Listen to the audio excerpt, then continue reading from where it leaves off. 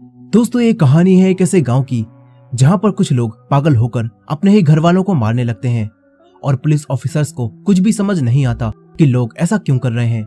लेकिन फिर एक पुलिस ऑफिसर के सामने इन सारी चीजों से जुड़ी हुई एक ऐसी सच्चाई सामने आती है जिससे उसके होश उड़ जाते हैं। लेकिन फिर उसकी बेटी के साथ भी वही सब कुछ होने लगता है। अब आखिर इस गाँव में लोग पागल होकर अपने ही घर वालों को क्यों मार रहे हैं और पुलिस ऑफिसर को ऐसा क्या मिला जिससे वो हैरान रह गया। चलिए जानते हैं इस कहानी में। तो कहानी की शुरुआत होती है और हम एक जापानी आदमी को देखते हैं जो कि एक तालाब के पास बैठकर मछली पकड़ रहा होता है। फिर अगले ही सीन में हम जोंगो नाम के एक आदमी को देखते हैं। वो एक पुलिस ऑफिसर होता है। जोंगो रात के समय में अपने घर में सो रहा था, तभी उसे पुलिस स्टेशन से कॉल आती है और उसे पता चलता है कि गाँव में किसी का मर्डर हो गया है।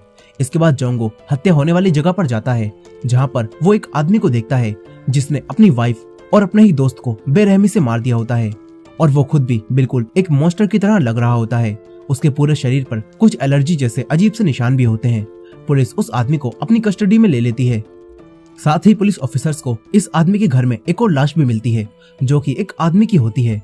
इसके बाद जोंगो और उसकी पूरी टीम उस मरे हुए आदमी के घर में जाती है जहाँ पर इन्हें एक कमरे में ब्लैक मैजिक से जुड़ी हुई कई सारी चीजें मिलती हैं और जोंगो को कुछ मशरूम के पौधे भी मिलते हैं। पुलिस को अब कुछ भी समझ नहीं आ रहा होता कि उस आदमी को आखिर ऐसा क्या हो गया जिससे उसके शरीर पर ऐसे निशान पड़ गए और उसने 2 लोगों को मार दिया। खैर अब अगले दिन हम एक शिकारी को देखते हैं जो कि जंगल में शिकार कर रहा होता है। तभी उस शिकारी का पैर फिसलता है और वो जंगल के नीचे की तरफ गिरने लगता है। उसका सर एक पत्थर से टकराता है और वो शिकारी वहीं पर बेहोश हो जाता है। फिर जब उसे होश आता है तो वो एक आदमी को अपने सामने देखता है जो कि एक डियर को मारकर खा रहा था और उसके शरीर पर एक लंगोट के अलावा कुछ भी नहीं होता। ये शिकारी उस आदमी को देखकर काफी डर जाता है और एक पत्थर के पीछे छुपता है। लेकिन तभी वो आदमी इस शिकारी को देख लेता है और इस शिकारी के पास आ जाता है। तभी सीन यहीं पर कट होता है और हमें पता चलता है कि असल में ये एक कहानी थी जो कि जोंगो का दोस्त उसे सुना रहा था। जोंगो ये कहानी सुनने के बाद कहता है कि ये सारी कहानियां झूठी होती हैं, पर जोंगो का दोस्त उससे कहता है कि गाँव में बहुत से लोग पहले तो पागल होते हैं और फिर किसी न किसी को मार देते हैं और ये सब कुछ तब से ही हो रहा है जब से वो जापानी आदमी हमारे गाँव में आया है। लेकिन जोंगो अपने दोस्त को बताता है कि ये सब उस वजह से नहीं हो रहा, बल्कि जिस आदमी को आज हमने देखा था जिसने पागल होकर अपनी वाइफ और अपने दोस्त को मार दिया, उसने असल में जहरीले मशरूम खाए थे और उसे खाने की वजह से ही वो पागल हो गया था और उसके शरीर पर वो इन्फेक्शन फैला था। ये दोनों बात कर ही रहे होते हैं कि तभी इनके स्टेशन की लाइट चली जाती है और इनके स्टेशन के बाहर एक औरत आती है जिसने कोई भी कपड़ा नहीं पहना था। जोंगो और उसका दोस्त उस औरत को देखकर काफी डरने लगते हैं। तभी वो दोनों हिम्मत करके स्टेशन से बाहर जाते हैं, लेकिन अब यहाँ पर इन्हें कोई भी नहीं मिलता। फिर अगले दिन जोंगो जब अपने घर में सो रहा होता है तो तभी उसे एक डरावना सा ड्रीम आता है जिससे जोंगो की नींद खुल जाती है। फिर जोंगो अपनी बेटी योजिन को लेकर बाहर घूमने के लिए जाता है। जोंगो योजिन को एक शॉप में ले जाता है और उसे कुछ सामान और एक हेयर क्लिप दिलाता है। यहाँ हमें पता चलता है कि जोंगो अपनी बेटी योजिन से काफी ज्यादा प्यार करता है। खैर अब जोंगो जब अपने काम पर आता है तो तभी उसे पता चलता है कि एक लेडी ने अपने घर में आग लगा दी है और सभी लोगों को जलाकर मार दिया है। जोंगो अपनी टीम के साथ तुरंत ही आग लगने वाली जगह पर जाता है। यहाँ पर फायर डिपार्टमेंट घर में लगी आग को बुझाने में लगी होती है। इसी दौरान वो औरत जिसने घर में आग लगाई थी वो पागल होकर एक पुलिस ऑफिसर के हाथ पर काटने लगती है। जोंगो उस औरत को देखता है और वो औरत पूरी तरह से पागल हो चुकी थी। वो सब पर हमला कर रही होती है। तभी वो औरत जोंगो पर भी हमला कर देती है और उसके पैर पर काटने लगती है। लेकिन तभी यहाँ पर खड़े हुए दूसरे पुलिस ऑफिसर्स उस औरत को पकड़ लेते हैं और उसे भी अपनी कस्टडी में ले लेते हैं। यहाँ जोंगो को कुछ भी समझ नहीं आता कि लोगों को आखिर ऐसा क्या हो रहा है जिससे वो पागल होकर सबको मारने की कोशिश कर रहे हैं। जोंगो ये सब सोच ही रहा होता है कि तभी उसे यहाँ पर वही जापानी आदमी दिखाई देता है जिसके बारे में उसका दोस्त बता रहा था। अब जोंगो वापस पुलिस स्टेशन आ जाता है। यहाँ उसकी बेटी योजिन उसके लिए नए कपड़े लेकर आती है। जोंगो अपनी बेटी से कपड़े लेता है और उसे वापस घर भेज देता है। तभी उसे याद आता है कि जिस औरत ने पागल होकर आज अपने घर में आग लगा दी वो औरत वही थी जो कि रात के समय इनके स्टेशन के बाहर आई थी और उसने कोई भी कपड़ा नहीं पहना था। ये लोग अब भी सोच रहे होते हैं कि आखिर उस औरत को ऐसा क्या हो गया जिससे वो ये सारी हरकतें करने लगी। और वहीं दूसरी तरफ वही औरत जो कि अभी पागल हो गई थी और जिसने अपने घर में आग लगा दी वो अब एक पेड़ से लटक कर लेती है। फिर कुछ समय बाद जोंगो को उन सब लोगों के बारे में पता चलता है जो कि घर में आग लगने की वजह से मर गए। जोंगो को अब पता चलता है कि उन सब की मौत जलने की वजह से नहीं बल्कि किसी ने उन्हें चाकू से मारा था और फिर घर में बंद करके जला दिया। जोंगो और पुलिस ऑफिसर अब भी ये नहीं समझ पाते कि इन सब लोगों को आखिर कौन मार रहा है और फिर पूरे गांव में ये बात फैल जाती है कि लोग पागल होकर एक दूसरे को मार रहे हैं। यही जोंगो अब अपने एक दोस्त के रेस्टोरेंट में खाना खाने के लिए जाता है। यहाँ जोंगो का दोस्त उसे बताता है कि जिस औरत ने पागल होकर इतने लोगों को मार दिया और फिर खुद भी कर लिया। उस औरत का कुछ समय पहले उसी जापानी आदमी ने रेप किया था, जो कि कुछ समय पहले हमारे गांव में रहने आया है। ये बात सुनकर जोंगो हैरान रह जाता है। इसके बाद जोंगो अपने दोस्त के साथ उसी जले हुए घर के पास जाता है। यहाँ जोंगो भी अब समझ जाता है कि लोग मशरूम की वजह से पागल नहीं हो रहे, बल्कि उनके पागल होने के पीछे कोई और ही वजह है। अब जोंगो अपने दोस्त को वापस पुलिस स्टेशन भेज देता है और सुसाइड करने वाली औरत के बारे में पता करने के लिए बोलता है और खुद जले हुए घर के पास आ जाता है।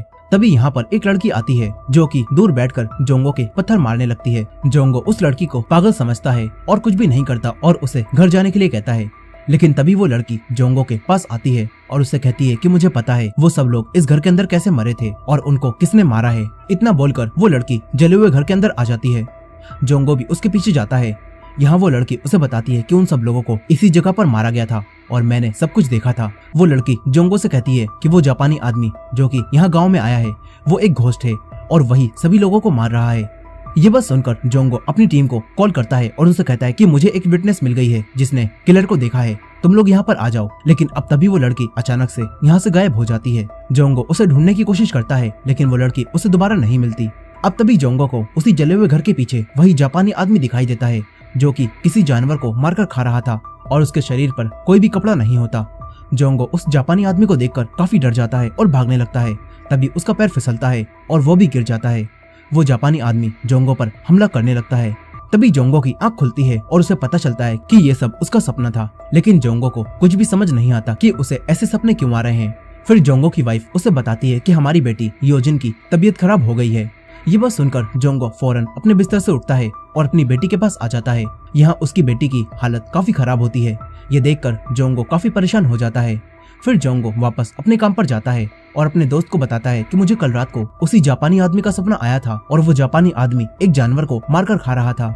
जोंगो अब अपने दोस्त से उसी शिकारी का पता पूछता है जिसने सबसे पहले उस जापानी आदमी को एक डियर खाते हुए देखा था। इसके बाद जोंगो और उसका दोस्त दोनों उस शिकारी के पास जाते हैं और उससे सब कुछ पूछते हैं। वो शिकारी जोंगो को बताता है कि उस जापानी आदमी को जब मैंने जंगल में देखा था तो उसने मुझ पर हमला कर दिया था और मैं बड़ी मुश्किल से जान बचाकर वहाँ से भागा था।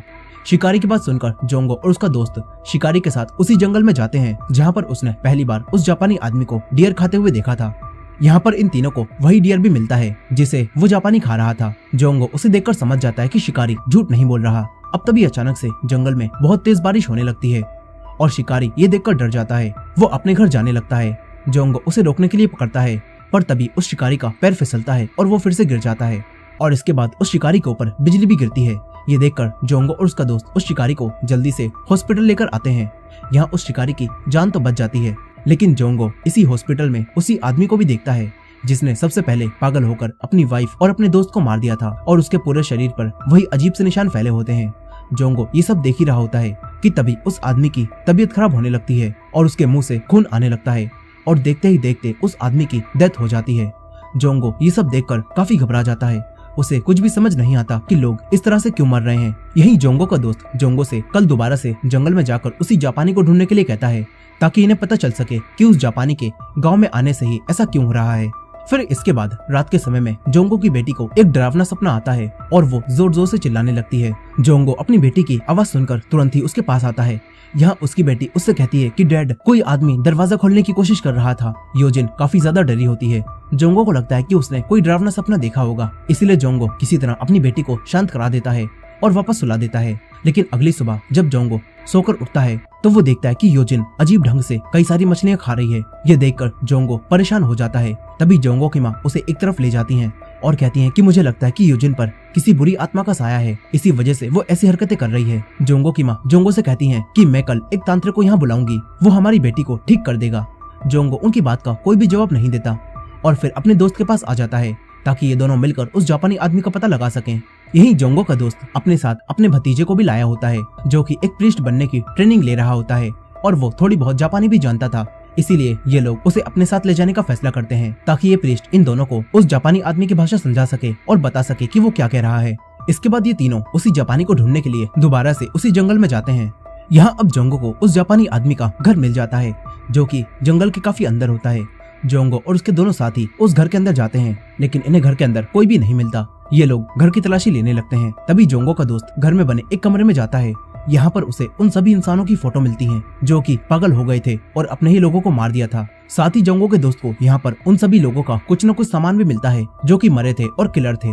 दूसरी तरफ जोंगो को भी इस घर में कई सारा ब्लैक मैजिक का सामान मिलता है और कुछ जानवरों के कटे हुए सर भी दिखाई देते हैं। जोंगो ये सब देखकर हैरान रह जाता है कि तभी उसी प्रीस्ट के चिल्लाने की आवाज आती है और उसके पैर पर जापानी आदमी का कुत्ता काट रहा होता है। जोंगो तुरंत ही उस लड़के के पास जाता है और उसे कुत्ते से बचाने लगता है। तभी उस डॉग के गले में बंधी हुई रस्सी खुल जाती है और वो डॉग जोंगो पर भी हमला करने लगता है। जोंगो किसी तरह उस डॉग से बचकर अपने दोस्त के पास आता है और उस डॉग को यहाँ से भगा देता है। लेकिन अब यहाँ पर वही जापानी आदमी भी आ जाता है। यहीं जोंगो के दोस्त को उन्हीं सारे सामान में जोंगो की बेटी का जूता भी दिखाई देता है। इससे जोंगो का दोस्त समझ जाता है कि अब जोंगो की बेटी के साथ भी वही होगा जो कि उस पागल औरत और उस सबसे पहले आदमी के साथ हुआ था। ये सब देखकर जोंगो का दोस्त कुछ भी नहीं कर पाता और वहीं पर फ्रीज हो जाता है। वो कुछ बोल भी नहीं पा रहा था कि तभी यहाँ पर जापानी आदमी आता है और इन सभी को अजीब तरह से देखने लगता है क्योंकि ये लोग बिना परमिशन के ही उसके घर में आ गए थे और उन्होंने यहाँ पर तोड़फोड़ भी कर दी थी। जोंगो भी अब उस जापानी आदमी से कुछ भी नहीं बोल पाता और फिर ये तीनों उससे माफी मांगकर यहाँ से चले जाते हैं। तभी रास्ते में जोंगो का दोस्त उसे बताता है कि मुझे लगता है कि ये जापानी आदमी ही असली किलर है क्योंकि इसके पास उन सभी लोगों की फोटो थी जिन्होंने पागल होकर दूसरे लोगों को मार दिया। जोंगो का दोस्त जोंगो को उसकी बेटी का वही शूज भी दिखाता है और उसके ऊपर जोंगो की बेटी का नाम लिखा था। जोंगो का दोस्त उससे कहता है कि अब मुझे लगता है तुम्हारी बेटी भी अब पागल हो जाएगी। जोंगो ये बात सुनकर तुरंत ही उस शूज को लेकर अपनी बेटी के पास आता है और उससे पूछता है कि क्या ये जूता तुम्हारा है, पर योजिन मना कर देती है और बोलती है कि मुझे नहीं पता ये जूता किसका है। लेकिन जोंगो कहता है कि इस पर तुम्हारा नाम लिखा है, मतलब कि ये तुम्हारा ही है। जोंगो अब अपनी बेटी से पूछता है कि क्या तुम उस जापानी आदमी को जानती हो, क्या तुम उससे मिली हो। इस पर जोंगो की बेटी उससे कहती है कि हाँ, मैं उस आदमी को जानती हूँ और हम लोग 1-2 बार मिले भी हैं। जोंगो अब और भी ज्यादा परेशान हो जाता है। वो अपनी बेटी से पूछता है कि क्या उसने तुम्हारे साथ कुछ किया। लेकिन अब जोंगो की बेटी योजिन को गुस्सा आ जाता है और वो अपने ही डैड पर अजीब तरह से चिल्लाने लगती है और गुस्से में घर से बाहर निकल जाती है। जोंगो अपनी बेटी की ऐसी हरकतें देखकर काफी ज्यादा परेशान हो जाता है। फिर जोंगो रात में अपनी बेटी के सो जाने के बाद उसके रूम में जाता है और सारी चीजों को चेक करने लगता है। उसे अपनी बेटी की नोटबुक में कुछ अजीब से चित्र मिलते हैं। साथ ही उसे अपनी बेटी के शरीर पर वैसे ही एलर्जी के निशान मिलते हैं जैसे कि सब पागल हुए लोगों के शरीर पर थे। जोंगो ये सब देख ही रहा होता है कि तभी उसकी बेटी नींद से जाग जाती है और जोंगो से कहती है कि आधी रात में तुम अपनी बेटी की स्कर्ट उठाकर क्या कर रहे हो। योजिन अब जोंगो से बदतमीजी से बात करने लगती है और उसे काफी गालियां भी बकती है। जोंगो की वाइफ अपनी बेटी को चुप कराने की कोशिश कर रही होती है लेकिन तभी योजिन कहती है कि मैं तुम सबको मार दूंगी और अब तुम सब मरने वाले हो।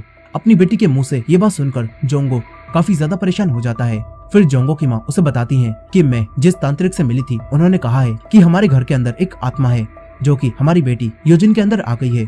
जोंगो अब भी उनकी बात का कोई जवाब नहीं देता और फिर उसी प्रीस्ट के साथ दोबारा से जापानी आदमी के घर में आ जाता है।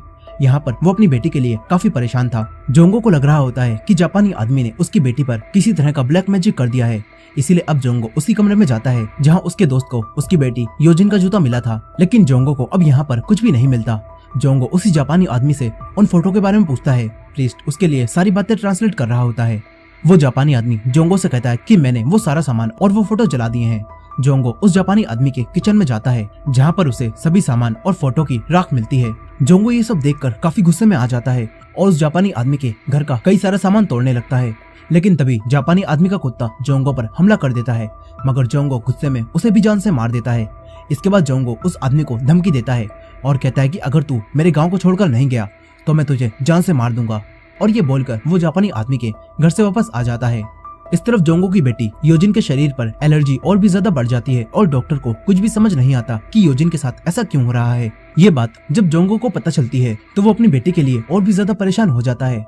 फिर अगले दिन जब जोंगो की वाइफ सोकर उठती है तो तब इनके घर के बाहर किसी ने एक जानवर को मारकर लटका दिया होता है। ये देखकर जोंगो की वाइफ काफी ज्यादा डर जाती है और चिल्लाने लगती है।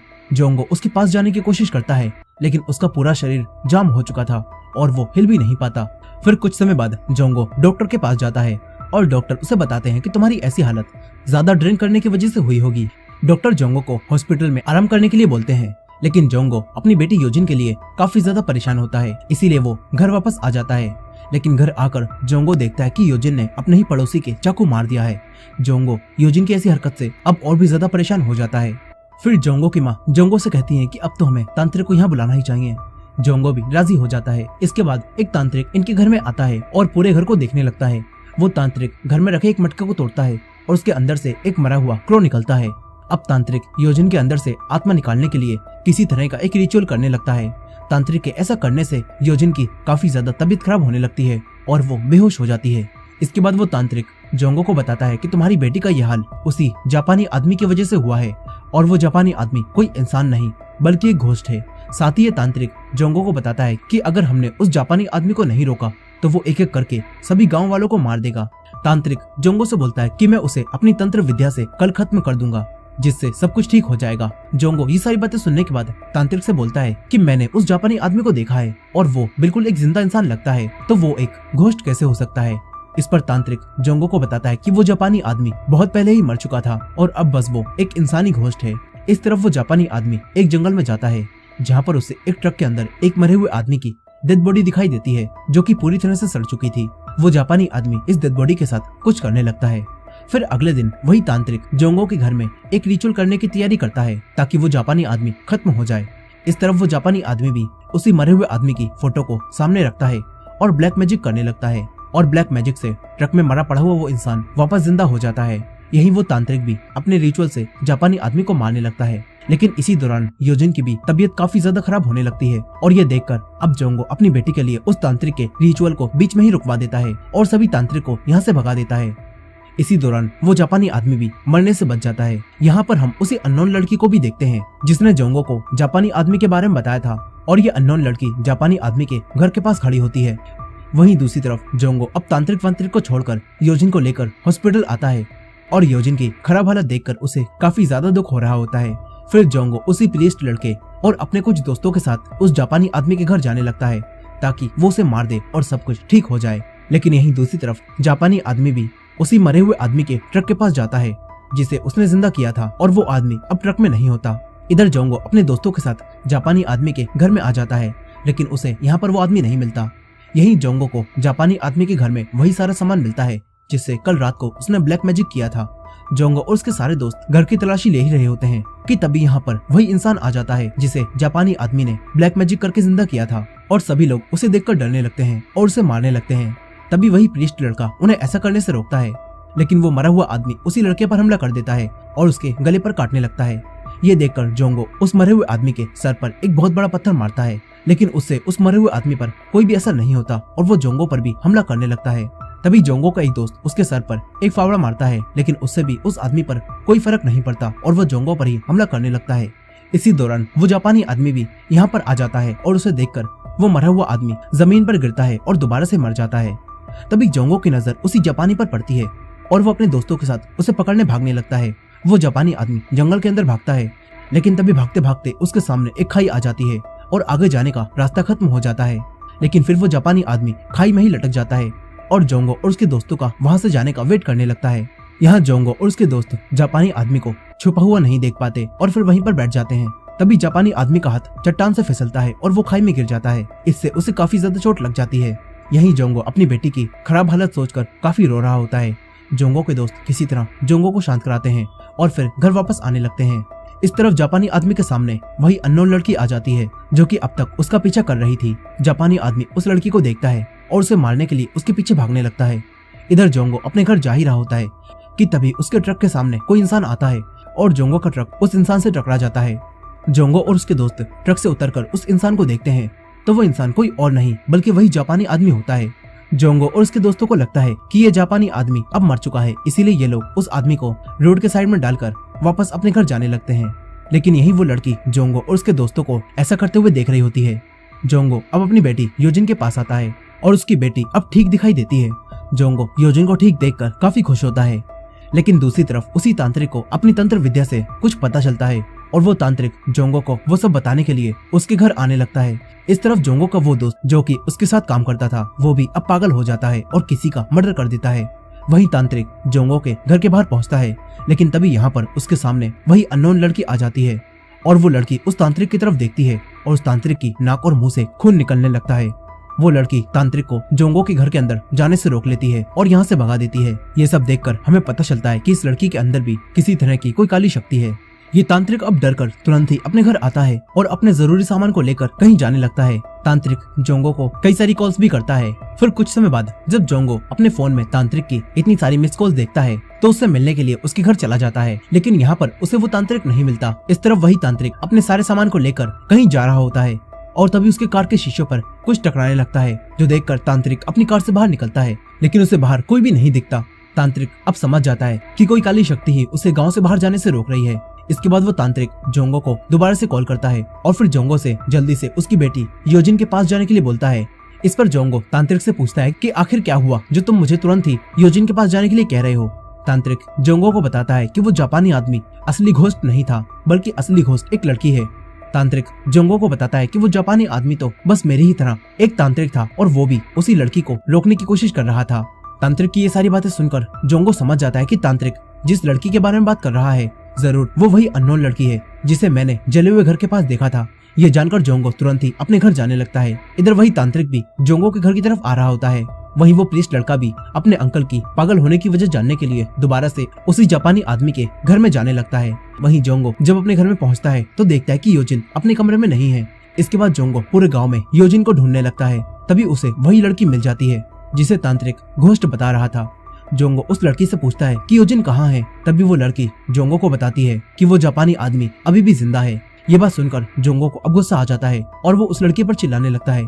तभी वो लड़की जोंगो को बताती है कि योजिन अब घर वापस लौट आई है, लेकिन अगर तुम अभी अपने घर में गए तो तुम सभी लोग मारे जाओगे।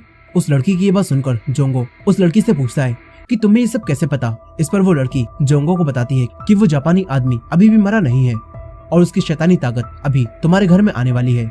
ये लड़की कहती है कि मैंने उस जापानी आदमी को रोकने का इंतजाम कर रखा है, लेकिन अगर अभी तुम अपने घर में गए तो सब कुछ बेकार हो जाएगा। इस तरफ वही प्रीस्ट लड़का जापानी आदमी के घर में जाता है। यहाँ पर उसे एक गुफा मिलती है। ये प्रीस्ट उसके अंदर जाने लगता है और देखता है कि वो जापानी आदमी अभी भी जिंदा है और किसी तरह का कोई रिचुअल कर रहा है। इस तरफ योजिन भी अब अपने घर में आ जाती है और बहुत अजीब तरह से खाना खाने लगती है, जिस सबसे पता चलता है कि योजिन अभी भी ठीक नहीं हुई है। वहीं तांत्रिक जोंगो को कॉल करता है और पूछता है कि तुम कहाँ हो। इस पर जोंगो उसे बोलता है कि मैं उसी लड़की के सामने खड़ा हूँ जिसे तुम घोस्ट बता रहे थे। ये सुनकर तांत्रिक कहता है कि उस लड़की की बातों पर बिल्कुल भी यकीन मत करना, तुम बस अपनी बेटी के पास जाओ। लेकिन ये लड़की जोंगो से कहती है कि ये तांत्रिक भी उसी जापानी आदमी के साथ मिला हुआ है और तुम इसकी बात पर यकीन मत करो। जोंगो अब बुरी तरह से कंफ्यूज हो जाता है कि वो किसकी बात को सच माने और किसकी बात को झूठ माने।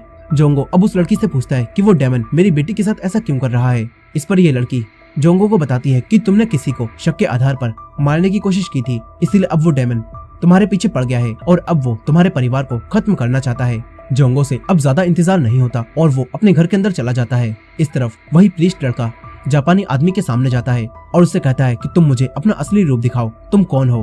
प्रीस्ट उससे कहता है कि जब तक तुम मुझे अपना असली रूप नहीं दिखाओगे तो तब तक मैं यहाँ से नहीं जाऊंगा। ये सुनकर जापानी आदमी कहता है कि तुम यहाँ पर अपनी मर्जी से आ तो सकते हो, लेकिन जब तक मैं नहीं चाहूंगा तुम यहाँ से नहीं जा पाओगे। यह सुनकर वो लड़का डर जाता है। इधर जोंगो जब अपने घर में पहुंचता है तो उसे चारों तरफ खून ही खून दिखाई देता है और उसकी वाइफ और उसकी माँ की डेड बॉडी मिलती है जिन्हें योजिन ने मार दिया होता है। जोंगो ये सब देखकर काफी रोता है। तभी वो योजिन को देखता है जिसके हाथ में चाकू होता है और अब वो पूरी तरह से डेमन के वश में आ चुकी थी। लेकिन आखिर असली डेमन कौन है? क्या वो लड़की एक घोस्ट है या फिर वो तांत्रिक कोई डेमन है? तो इस बात का पता अब हमें चलता है और हम देखते हैं कि वही तांत्रिक अब जोंगो के घर में पहुंचता है और वो योजिन को घर के बाहर बैठा हुआ देखता है और कुछ भी नहीं करता। ये तांत्रिक जोंगो को ढूंढने के लिए घर के अंदर जाता है और सभी मरे हुए लोगों की फोटो लेने लगता है। फिर ये तांत्रिक फोटो को लेकर घर से बाहर आता है और अपनी कार से एक बॉक्स निकालता है जिसके अंदर उन सभी मरे हुए लोगों की फोटो होती है जिन्हें डेमन ने पोजेस्ट करके मारा था। और ये सब देखकर हमें पता चलता है कि ये तांत्रिक असल में उसी जापानी आदमी से मिला हुआ है और उस अननोन लड़की ने जोंगो को जो कुछ भी बताया था वो सब कुछ सच था। यही हम उसी जापानी आदमी को भी देखते हैं जो कि अब प्रीस्ट को अपना असली रूप दिखाता है और उसके नाखून काफी ज्यादा बड़े हो जाते हैं और उसके सर में 2 सींग भी निकल आती हैं और हमें पता चलता है कि जापानी आदमी असल में एक डेमन था जो कि शुरू से ही ये सब कुछ कर रहा था और यही इस मूवी का सबसे बड़ा प्लॉट ट्विस्ट होता है। खैर यहीं पर उस अननोन लड़की की भी अब मरने की हालत हो जाती है और जोंगो भी अपनी वाइफ और अपनी माँ की मौत से काफी ज्यादा टूट जाता है और इसी एंडिंग के साथ ये कहानी यहीं खत्म हो जाती है। दोस्तों ये थी इस मूवी की फुल स्टोरी। आई होप कि आपको ये स्टोरी पसंद आई होगी। मूवी का नाम जानना है तो आप पिन कमेंट को देख सकते हैं। खैर ये वीडियो पसंद आई हो तो वीडियो को लाइक करना मत भूलिएगा और हमारे चैनल पर नए हैं तो हमारे चैनल वॉच मिस्ट्रीज हिंदी को सब्सक्राइब कर लीजिए। मिलते हैं नेक्स्ट वीडियो में।